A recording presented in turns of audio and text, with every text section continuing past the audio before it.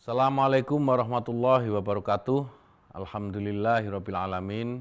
Wassalatu wassalamu ala asrofil anbiya'i wal mursalin. Sayyidina wa maulana Muhammadin wa ala alihi wa sahbihi ajmain, amma ba'd.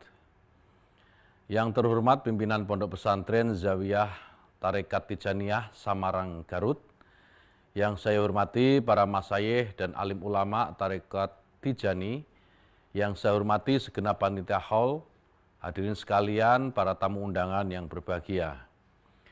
Puji syukur mari kita panjatkan kehadirat Allah Subhanahu wa taala, Tuhan yang Maha Kuasa. Di tengah kondisi pandemi ini kita masih diberi nikmat sehat dan kekuatan sehingga bisa mengikuti acara haul Syekh Ahmad Tijani ke-214 dan Syekhona Kiai Haji Badruzzaman ke-52 serta Milad Pemuda Birrul Walidain.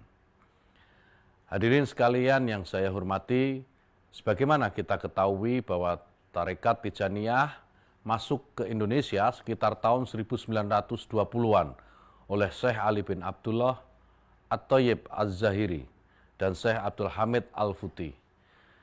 Syekh Ali Azhari menyebarkan Tijaniyah di Jawa Barat, sedangkan Syekh Al-Futi di Jawa Timur. Pada awalnya tarekat ini sempat mendapatkan penentangan dari tarekat-tarekat non-Tijaniyah yang lebih dulu eksis di Nusantara. Baru pada Muktamar NU ketiga pada tahun 1928 di Surabaya diputuskan bahwa tarekat Tijaniyah termasuk muktabaroh.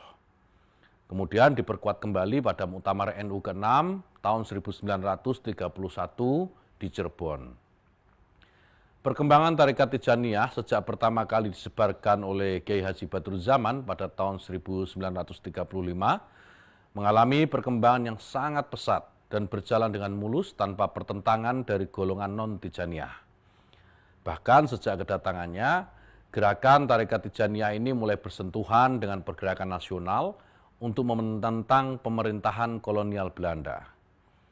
Pada zaman pendudukan Jepang, antara tahun 1942 sampai 1945, kaum Tijaniyah di Garut ikut melakukan pertentangan terhadap pemerintahan Jepang di Garut. Sedangkan pada masa awal revolusi Indonesia di tahun 1945, kaum Tijaniyah di Garut ikut bergabung dengan organisasi Hizbullah dan Sabilillah untuk mempertahankan kemerdekaan melalui gerakan kholwat atau mengasingkan diri dan hijrah berpindah ke tempat yang lain. Di antara pelajaran penting yang dapat kita petik dan hidupkan kembali dari ajaran dan tradisi tarekat Tijaniyah diantaranya adalah yang pertama, bersikap kritis dan tidak mudah ikut arah angin. Ajaran ini sangat ditekankan oleh Syekh Ahmad At-Tijani kepada pengikutnya, sebab kritisisme adalah salah satu kunci ajaran tarekat yang dikembangkannya. Untuk bisa bersikap kritis, Syekh At-Tijani menjadikan prinsip syariat sebagai standar dan parameternya sebagaimana pernyataan beliau. Jika kamu mendengar apa saja dariku, maka timbanglah ia dengan raja syariat. Apabila ia cocok, kerjakanlah, dan apabila menyalahinya, maka tinggalkanlah. Demikian Syekh At-Tijani. Yang kedua, membuka jalan dan memberi solusi terbaik atas problematika yang kita hadapi, baik itu problem pribadi, sosial kemasyarakatan, maupun problem keagamaan, kebangsaan, dan kemanusiaan yang universal. Pelajaran ini kita dapatkan dari wirid wazifah sholawat Al-Fatih yang menjadi ritual resmi tarekat Tijaniyah.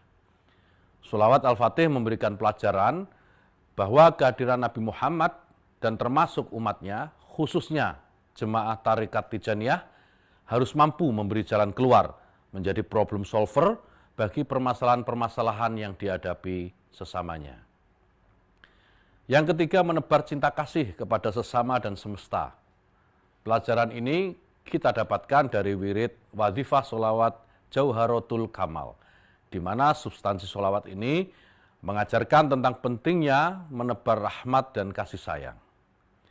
Hari ini dunia sedang dilanda krisis cinta kasih, terjadinya kezaliman, penjajahan, dan perampasan hak orang lain disebabkan karena defisit rasa cinta. Cinta yang tidak hanya sekedar cinta, tapi cinta yang tanpa pamrih. Selain itu kita juga perlu belajar dari sosok Al-Mahfurlah Syekhona Kiai Haji Badruzzaman. Di antara pelajaran penting dari beliau adalah sikap moderasi beragama.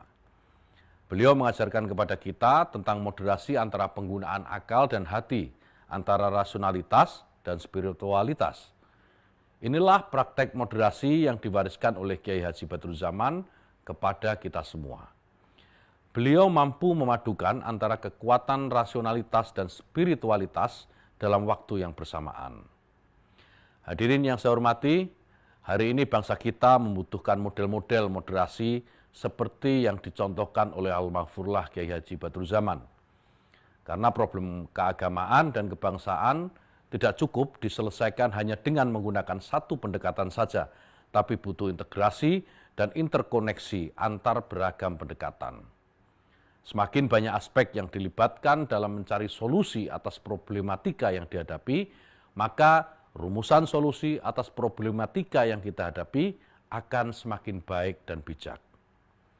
Semoga kita semua dapat menghidupkan kembali ajaran-ajaran mulia para pendiri, para mursyid, para masyayikh tarekat Tijani untuk Indonesia yang kokoh, tangguh, dan maju. Sekian, terima kasih. Wallahul muwaffiq ila aqwamit thoriq. Assalamualaikum warahmatullahi wabarakatuh.